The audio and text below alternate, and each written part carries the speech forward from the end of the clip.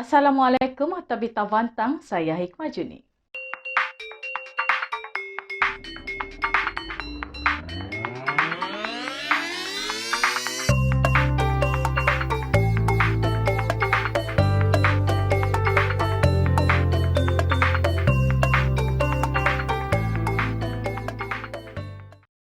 Tiga kes kematian dan 381 kes positif baru COVID-19 dilaporkan di Sabah hari ini.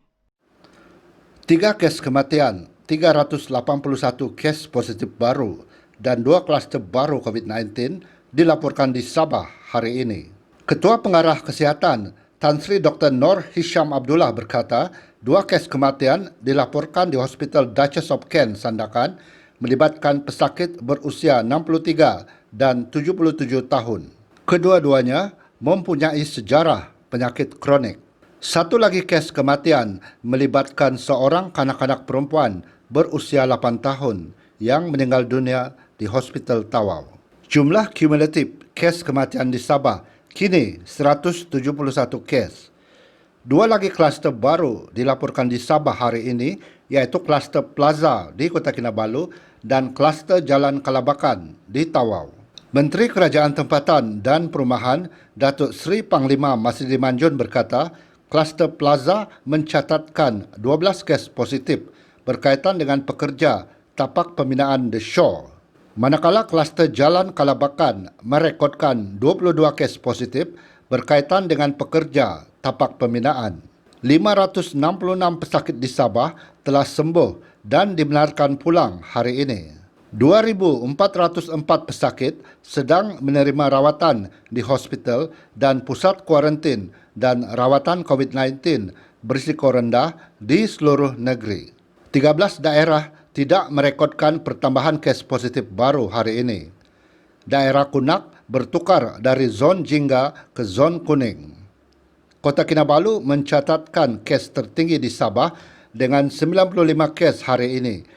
Diikuti Tawau 65 kes dan Sandakan 51 kes yang berpunca dari saringan kontak rapat. Perintah Kawalan Pergerakan Diperketatkan PKPD dilaksanakan di penempatan Telepok dan Kampung Numbak, Kota Kinabalu berkuat kuasa tengah malam ini sehingga 29 November. Sehingga hari ini, sebanyak 169,345 bakul makanan telah diagihkan di seluruh negeri. Liputan komunikasi 4G di Kiulu dipertingkatkan. Suruhanjaya Komunikasi dan Multimedia Malaysia SKMM berjaya merealisasikan peningkatan liputan 4G di 6 lokasi di Kiulu dengan kerjasama ahli Parlimen Tuaran Datuk Seri Wilfred Madius Tangau. Menurut SKMM, peningkatan liputan itu merangkumi pemasangan gentian optik ke setiap menara telekomunikasi. 6 lokasi tersebut ialah Pukak, Lokub, Mantop, Kitapol, Kampung Sinorut dan Kampung Gonipis. Perkara itu dinyatakan SKMM dalam satu kenyataan di Putrajaya baru-baru ini. Menurut kenyataan itu lagi, SKMM telah mengambil pendekatan responsif sejak beberapa bulan lalu dalam merapatkan jurang digital terutama di kawasan luar bandar. Ini termaksudlah menaik taraf rangkaian di pusat internet community berhampiran, sambungan gentian optik selaju 300 MB sesaat atau Mbps. Perkara itu sudah dilakukan di Kampung Sapatalang, Pitas, dengan liputan dinaik taraf daripada 3G kepada 4G. Ia sekaligus memberi manfaat komuniti termasuk kepada seorang pelajar universiti, Veveona Mosibin, yang pernah tular jelas kenyataan berkenaan. SKMM turut memberi jaminan untuk sedia menangani isu kesaling hubungan internet di seluruh negara secara serius. 13 menara lagi bakal dibina di Pitas dan Kampung Mengkapon setelah mendapat kelulusan kerajaan negeri di bawah Pelan Gentian Optik dan Kesaling Hubungan Negara. Kehidupan Daif sepasang suami isteri yang berteduh di dalam sebuah pondok usang bagi meneruskan kehidupan bakal berakhir dengan keprihatinan beberapa pihak menyumbang sebuah rumah baru untuk mereka yang sedang dibina di kampung Blok 31 Tawau. Sarman Baco, 57 tahun, ketika ditemui pemberita tidak dapat menahan linangan air matanya kerana terharu dengan bantuan serta keprihatinan banyak pihak termasuk pembantu Menteri Kewangan Sabah, Dato' Nizam Abu Bakar Titingan.